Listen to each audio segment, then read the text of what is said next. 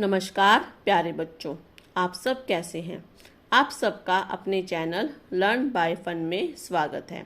आज की इस वीडियो में हम कक्षा 6 वसंत भाग 1 पाठ नंबर 13 मैं सबसे छोटी हूँ।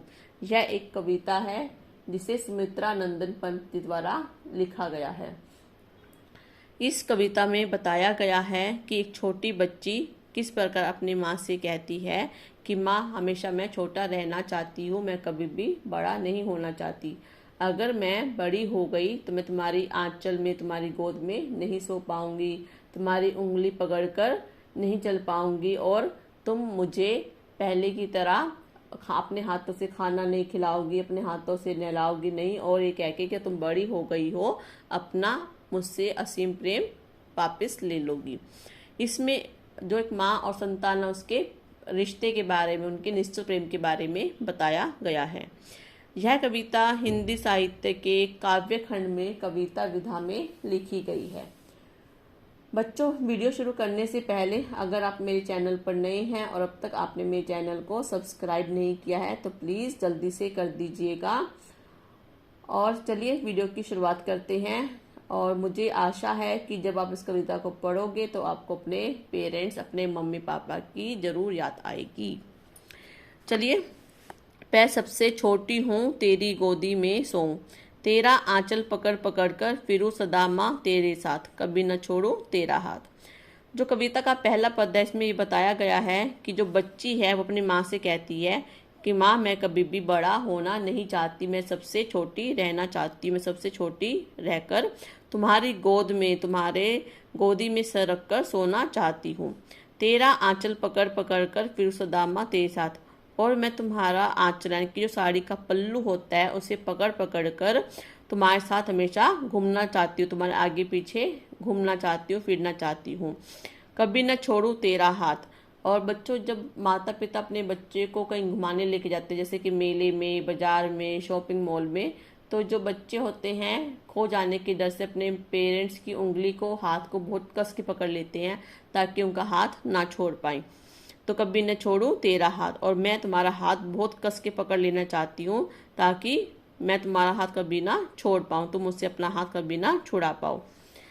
बड़ा बनाकर पहले हमको तू पीछे चलती है मात, हाथ पकड़ फिर सदा हमारे साथ नहीं फिरती दिन रात।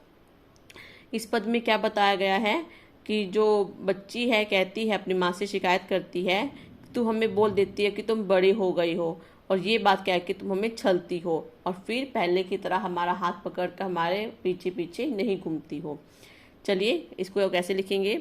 बड़ा बनाकर पहले हमको तू पीछे चलती है मात। तो उसमें बच्ची अपनी माँ को शिकायत करती है कि अभी भी हम छोटे हैं। कहते हैं ना, माँ के लिए उसके बच्चे चाहे कितने भी बड़े हो जाए लेकिन हमेशा छोटे ही रहते हैं। तो बच्ची अपनी माँ को शिकायत करती है कि तुम हमें यह कहकर छल देती हो कि अब तुम बड़े हो गए हो, तुम अपना ख्याल खुद रख सकते हो, हाथ पकड़ फिर सदा हमारे साथ नहीं फिरती दिन रात। और यह कहकर कि अब तुम बड़े हो गई हो, तुम अपनी मर्जी से आ जा सकते हो, तुम स्वच्छंद हो, यह कहकर तुम हमारे साथ नहीं घूमती फिरती हो, हमारा हाथ छोड़ देती हो और हमसे स्वतंत्र होना चाहती हो। अपने कर से खिला धुला मुख, धूल पौंछ सज्जित कर गात, थमा खिलौने नहीं सुनाती हमें सुखद परियों की बात। इस पद में क्या बताया गया है कि जो बच्ची है वो अपनी माँ से कहती है कि जब हम छोटे होते हैं तो तुम अपने हाथों से, अपने प्यार से हमें खाना खिलाती हो, और जब हमारा मुंह गंदा हो जाते हैं, जब हम गंदे हो जाते हैं तो हमें अपने हाथों से नहलाती हो, हमारे सारे काम करती हो, जब हम मिट्टी में खेल के आते हैं तो हमारी धूल पोंछती हो और हमें सुंदर सजाती संवारती हो। लेकिन जब हम कहते हैं ना कि बच्चे बड़े हो गए हैं तो तुम, हमारे पास मतलब बच्चों के लिए समय नहीं होता, तो माँ क्या करती है, बच्चों को खिलौने देती है खेलने के लिए कि यहाँ पे बैठ के खेल लो, और बाद में क्या है, परियों की कहानी भी नहीं सुनाते। अब तुम बड़े हो गई हो, आराम से जाके सो जाओ। फिर वो जो सोते समय रात को जो परियों की कहानी वो भी नहीं सुनाती है। चलिए देखते कैसे लिखेंगे।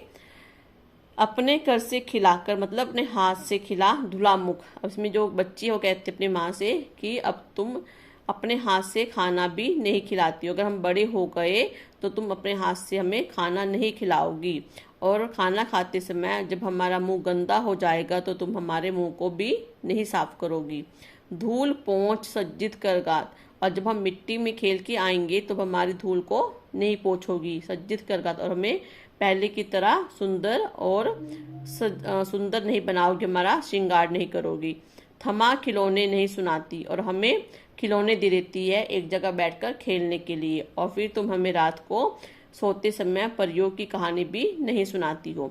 इसलिए बच्ची कहती है कि मैं हमेशा छोटी रहना चाहती हूँ, मैं कभी बड़ा नहीं होना चाहती। अगर मैं बड़ी हो गई तो माँ मुझे कभी अपने हाथों से खाना नहीं खिलाएगी, मेरे मुख को साफ नहीं करेगी, मेरी धूल नहीं पोंछेगी, मुझे सुंदर और अच्छा नहीं तैयार करेगी, और मुझे रात को सोते समय कहानियां भी नहीं सुनाएगी, और खिलौने देकर हमें एक जगह बैठकर खेलने के लिए कह देगी, हमारे साथ टाइम स्पेंड नहीं करेगी।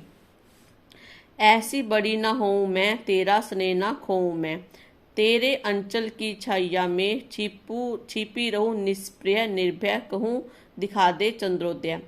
कविता के इस अंतिम पद में बताया गया है, तो जो छोटी बच्ची वो कहती है कि मैं ऐसी बड़ी नहीं होना चाहती कि मैं तेरे प्यार को खो दूं, और तेरे आंचल की छाया में। और कहते हैं ना कि बच्चा जो है अपने माँ की गोद में सबसे ज़्यादा अपने आप को सुरक्षित महसूस करता है, उसे माँ की गोद से बढ़कर कोई सुरक्षित जगह महसूस नहीं होती, इसलिए वो अपनी माँ की गोद में ही रहना चाहता है। कहूँ दिखा दे चंद्रोदय, चंद्रोदय मतलब यहाँ पे क्या है, चांद का उदय होना नहीं, जो माँ का निश्चल प्रेम है, अपने बच्चे के प्रति जो लगाव है, उसे फिर से हमें दिखा दो। तो कविता के इस अंतिम पद में कैसे लिखेंगे, कविता के इस अंतिम पद को हम लिखते हैं। तो बच्ची कहती है कि माँ मैं इतना बड़ा नहीं होना चाहती, मुझे इतना बड़ा नहीं होना कि मैं तुम्हारे स्नेह को खो दूँ, तुम्हारा जो असीम स्नेह है, जो तुम्हारा लगाव है, उस प्यार को मैं खो दूँ। तेरे अंचल की छाया में छिपी रहूं निष्प्रय, और मैं हमेशा छोटी बनकर तुम्हारी गोद में, तुम्हारी आंचल की छाया में छिपी रहना चाहती हूँ, ताकि मैं वहाँ पर अपने आप को सुरक्षित महसूस कर सकूँ।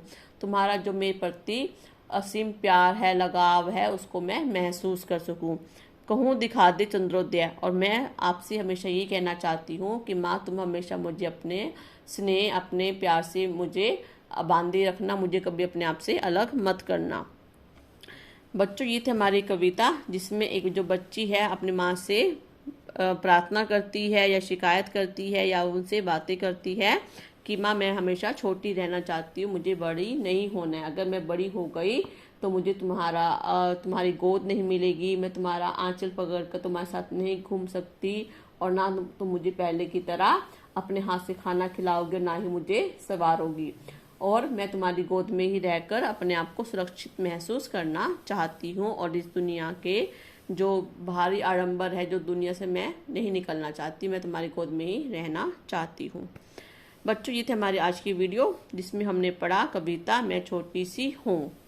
बच्चों आपको कविता पढ़ के मेरे ख्याल से आपको अपने मम्मी पापा की याद आई होगी, उनके प्यार को आपने महसूस किया होगा। आशा करती हूँ कि आप अपने पेरेंट्स से इसी तरह प्यार करते रहेंगे, उन्हें कभी भी परेशान नहीं करेंगे, उनके दिल को कभी नहीं दुखाएंगे। चलिए बच्चों आज की वीडियो की यहीं पे समाप्ति करते हैं। आपको आज की वीडियो कैसी लगी प्लीज़ मुझे कमेंट सेक्शन में लिखकर ज़रूर बताइएगा। धन्यवाद।